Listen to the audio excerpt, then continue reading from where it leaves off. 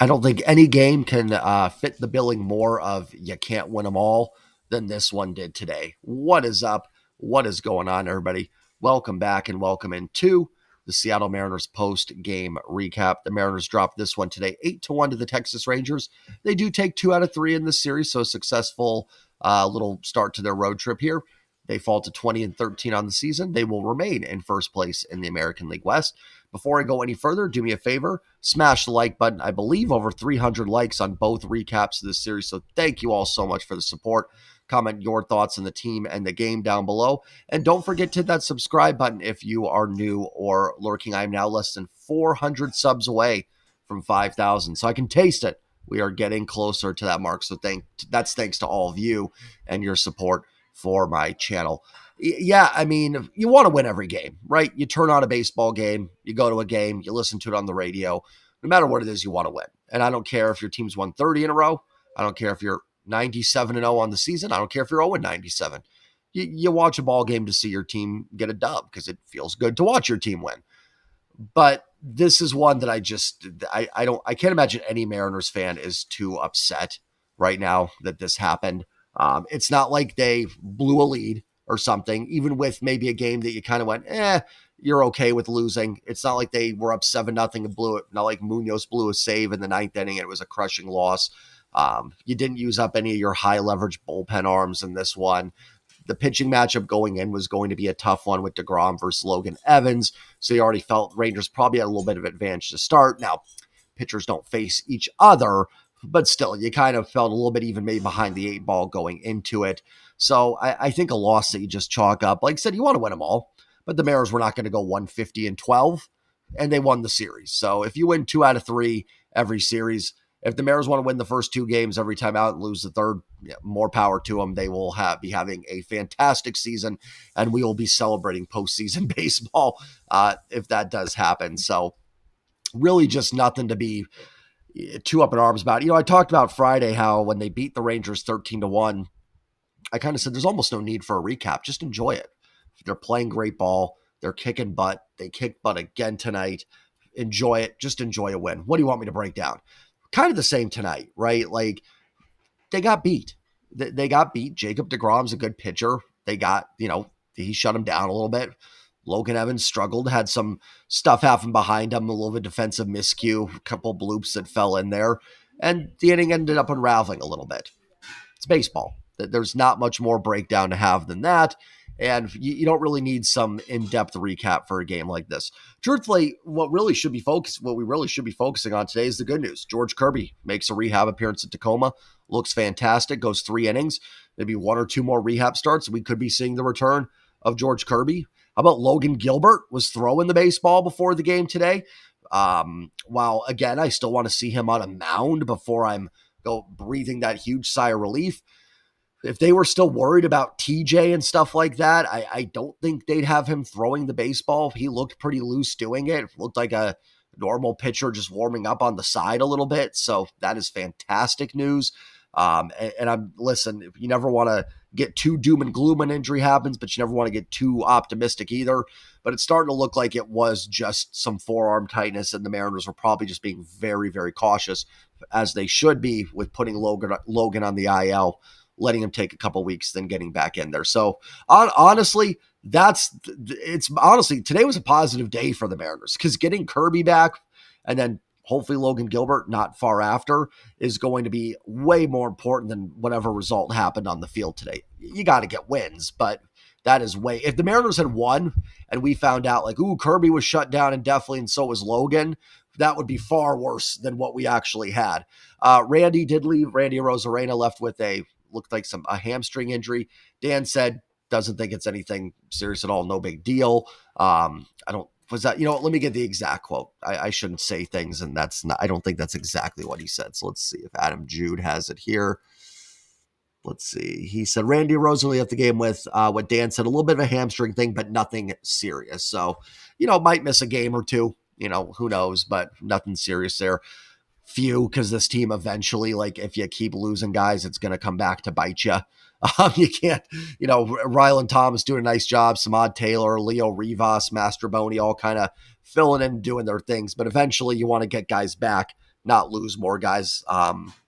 They've been great with the next man up, but eventually there's not going to be a next man. Although Dom Canzone is crushing it in Tacoma right now, so who knows? Maybe you give Dom Canzone a shot in right field. I don't know. I should be done with Dom Canzone. I should give up, but there's still something I want to see in there that I'd like to give him one more shot. But that's neither here nor there. Let's get in the box score. I mean, not much more breakdown needed than that. Let's pull it up here. Logan Evans, 5 innings, 11 hits, 6 runs, 6 earned, 2 walks, 5 strikeouts. Last week was 3 walks, 3 Ks, more strikeouts today from Logan Evans. I thought he looked good early on. Listen, Logan Evans just not at a point in his career where he can overcome, that little parachute single in the 3rd inning. There were some hard hit balls. I'm not saying it was all bloops against him, but there was a little parachute single. Then I think Langford hit one really hard that it took a tough hop on Ben Williamson. They actually ended up giving Langford a hit for that. But it could have been an error for sure. Again, not getting on Williamson. If you look at that play when they slowed it down, that ball took a massive hop at the last second on him. But let's say that doesn't happen. Williamson probably turns 2 there, out of the inning, 1-0. And Logan Evans, just isn't at a point where he's going to get out of that situation scot-free, especially with Corey Seager coming up next. Jonah Heim, Adolis Garcia, all those guys. So, George Kirby, Logan Gilbert, Castillo, Wu. Yeah, they could still get out of that inning. I'm not saying Logan Evans can't, but you can't expect him to in his second major league start. Definitely was hoping they'd get out of that inning with the 2-3 runs they gave up. As opposed to giving up, the 6. That was disappointing. Had a chance to keep him in the game there, just couldn't do it. So, from that standpoint, disappointed in Logan Evans, but came back, pitched 2 shutout innings after that. Was good to see. Gave him some length, gave him the 5 innings, not saying that's a ton of length, but enough where the bullpen didn't have to get, completely used up today. So kudos to Evans for finishing that off. And there'll be better days. There'll be better days for Logan Evans. Pitched well against Miami, struggled today. Happens. Brian Wu made his first major league start in Texas. And remember that it was absolutely dreadful. I think Bryce Miller also made his 3rd or 4th start in Texas. It was really rough. So I'm not saying that ballpark has some sort of magic on rookie pitchers or anything, but listen, it's a Texas team that's struggling, but still a decent ball club overall. So, Evans will be better next time out. And, hopefully next time that grounder doesn't take a bad hop on Ben Williamson, turns 2, and who knows, maybe the Mariners do hold on and win the game 1-0. Casey Legumina throws a shutout inning with no runs, no hits, a walk, and no strikeouts. And Bizzardo finishes up with 2 innings, 1 hit, 2 runs, both earned, 1 walk, and 2 strikeouts. Again, guys, my thought on it. When pitchers come into games when it's 6-1, 8-0, whichever way it is, whether winning or losing, I'm not big on the results of it because the goal is don't make us use up the entire bullpen. And Legumina and Bizzardo did that. I mean, you could get on Bizzardo a little bit there because, but it was in the bottom of the 8th when he gave up the 2 runs. Mariners weren't scoring 5 runs in the top of the 9th. Maybe if that was in the 5th or 6th inning, it would be a little more frustrating because he has some time to come back in that game. But they weren't going to score 5 runs in the 9th. So save the bullpen. Munoz, Spire, Brash. That feels good to say Brash again, doesn't it? Vargas, all good to go in Sacramento. So, it's Legumina and Bizzardo did their job. They finished off the innings. Let's get into the offense today. Not a good day. 4 hits, only 1 run, 3 walks. They do only strike out 5 times. Get pretty good series for the Mariners with that. Only striking, I think, 2 or 3 times yesterday, and then against DeGrom. I think DeGrom only had 3 Ks in his 5 innings. Yeah, just the 3. Some people may be a little bit worried because only 2 runs yesterday, 1 run today. I definitely think, I talked about how yesterday I didn't think they were that bad offensively. They had 10 hits, just didn't get the big hit with runners on. Today, they kind of went down quietly a little bit. I thought that 3rd inning against DeGrom was pretty good. And they did have the bases loaded there with 2 outs. If Randy pokes that one into left field, they go up 3-0. Who knows? Maybe this game does go a little bit differently there. So, but DeGrom, when healthy, is still one of the best pitchers in baseball, or, up there at least. The Mariners did score 16 runs in this series. Now, yes, 13 of them came in game 1, but if you were to tell me before the series, Jay, the Mariners are going to score 16 runs, win 2 out of 3, what would you say? I'd say it sounds like the offense is still clicking, 5 runs a game, and they won a series. Sign me up, right? We know the offense is going to have games where they're not going to be, the 20 runs a game team they seem like they've been for a month. It's going to happen. They are going to run into some pitchers that are going to get them. And even today, like they got DeGrom out after 5. He only gave up the 1 run, but they put some pressure on him. Let's go back to what I said with Evans. Maybe Evans gets out of that at 3-1. Maybe that doesn't take the hop on Williamson. He gets to double play. Then maybe against the bullpen in a 2-1 game or a 1-1 game, they're working some more walks. They're getting on base a little bit more. They're not pressing as much. So, it could have definitely, with a couple things here and there, a couple turns of the knob, been a different result too. So I don't think they were actually terrible against DeGrom today. Like I said, only 3 strikeouts, put some base runners on him. Just got him. Then by the time the bullpen came in, it was kind of already 6-1. Not that you should be throwing in the towel in a game 6-1. I'm not saying they did. But it's a little bit tougher to have those at bats, and you got the series win in your pocket there. So, with the offense has been so good that it's going to take a little bit of time for me to really go, yeah, they're back to last season. Remember, this is now going back to like last August, September that they've been a pretty good offense. So we're looking at about 3 months or so of data with this offense being pretty solid. I think they just ran to a good pitcher today. Yesterday, I think that would have looked a lot different with a Solano sac fly in the first and a couple extra base hits with runners on. And I think yesterday looks a lot different. Even today, like I said, Randy gets a hit there. I know, this didn't happen, right? So I am talking about, if ifs and buts were candies and nuts and all that stuff. But like, they were close, right? There were opportunities even today with the struggles to put some more runs on the board. So, and they faced a good pitcher. They're going to face some good pitchers with the A's. Severino tomorrow. They get Springs, who shut them down pretty well. Sorry, my camera I hit a button there. I don't know if it caused pause there, but they get Severino, then they get Springs, and probably, I'm actually not sure. Is it Beto after that? I'm not sure. So it won't be an easy task here for the Mariners, but listen, the offense not going to score 13 runs a game. The key is keep getting the base runners, keep working the walks they've been doing. You got guys that are going to hit home runs. They'll run into a few, and then you go from there and put more runs on the board. So not worried about the offense at all, but definitely I will say last 2 games a little more frustrating. I will say that for sure. A little bit more 2023, 2024 Mariners feel to it. Let's get in the box score. JP was 1 for 4 with an infield hit. Polanco 0 for 3 did work a walk in this one. Garver pinched hit for him, worked a walk in his 1 at bat. Garver's on base percentage up to 400 now. I know some people have been frustrated with Garver, but I mean, he's been completely fine in my opinion. I have no problem with what Garver's done this year. Julio 1 for 3 also with a walk. So Julio on base twice today. Cal was 0 for 3 with a walk. Randy did have a base hit, extends his on base streak. He was 1 for 3. Ryland Thomas came in for Randy with the hamstring issue, was 0 for 1. Bottom of the order didn't quite have the magic today. Rowdy was 0 for 4. Miles Masterboni and Ben Williamson 0 for 3. Williamson has cooled off with the bat a little bit after that first road trip. But again, you're getting the outstanding defense. And until it becomes an issue, to me, it's not an issue, right? Like the key is going to be to get, I was going to say Samad Taylor, to get Luke Raley and Victor Robles back in right field, to get Logan and Kirby back. Because when all the rosters put together, I think you're still fine with Ben Williamson at third.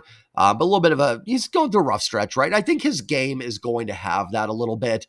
But even yesterday with a tough game, found a way to still had some highlight reel plays, right? He made that diving catch on Friday, which was phenomenal. Gets the runner over yesterday, sets them up in good position. Sorry if I keep squinting. I think we're cutting onions back there for dinner, and I'm not going to lie that they're hitting me right now. I'm feeling it. So I apologize. Everything's fine. But if you guys see me kind of closing my eyes occasionally, that's why. Sunday nights, always fun.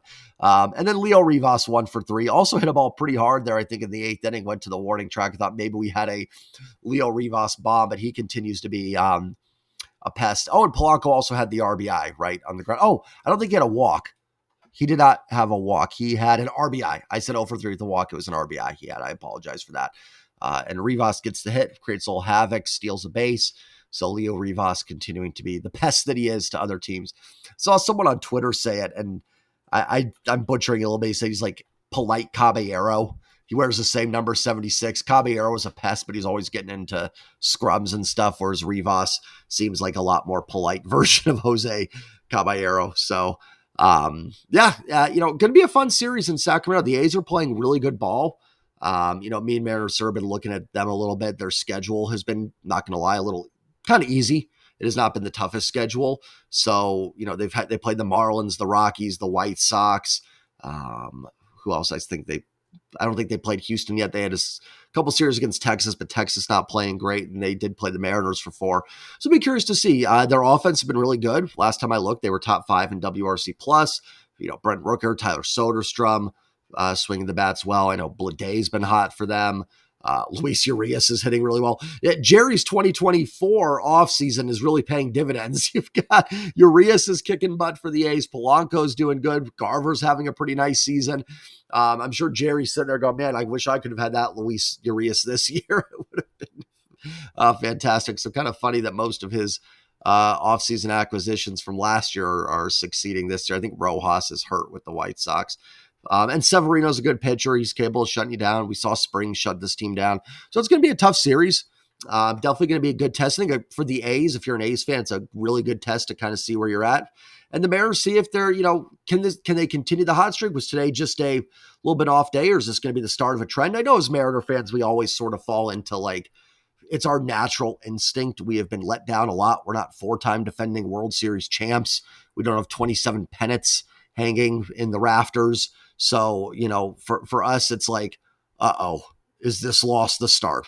Is this it? So I get it. Don't feel bad for thinking that. If you are a Mariners fan thinking that, I think that too. Every loss, I'm like, this is it. This is it. This is how we're going to blow it. It started today in Texas. But if you take a step back and looked at this from a non-Mariners fan, if you were just a baseball analyst, you wouldn't even blink twice about this loss for the Mariners. You really wouldn't. This team is still absolutely dialed in. Even if they lose tomorrow, it doesn't change. You still have a chance to win the series. Listen, I come into every road trip for the most part, unless your road trip is 7 in Colorado and 7 in Chicago to play the White Sox. I'm usually pretty if you can go 500, I'm okay with that on every road trip because we know this team's played pretty well at home. If they played all their games at home last year, they were on a 98 win pace. They've been good at home this year. Not saying don't get the wins, but even if the Mariners went 1-2 against the A's, I don't think a 3-3 road trip is anywhere near the end of the world. In fact, brings you home 21-15. And if you had told us all before the season it's where they'd be, we'd have taken it. Now, things change as you go along, right? If the Mariners were 20-1 and then 21-15, and I said, hey, you all would have taken that. But yeah, but Jay, they've lost 14-15. So I'm not saying it's that wouldn't be disappointing to have that happen, but it's breathe, right? These are good reminders that it's a long season, that it is. And there are going to be a lot of highs. We've been experiencing a really big high with this team, but there still will be some lows. You just hope the lows are not these catastrophic lows. They're just more a couple losses, then you bounce back, or, a sweep and then you bounce back with a sweep. You just don't want it to become an ongoing thing for the Mariners. So, tough one today. It happens. Bounce back tomorrow, beat the A's, and I will see you all tomorrow for the post-game recap. Some good news, like I said, with Kirby and Gilbert looking pretty good. So hopefully, like I said, every day is a step closer to these guys getting healthy. Like, comment, subscribe, and as always, go Mariners. Peace.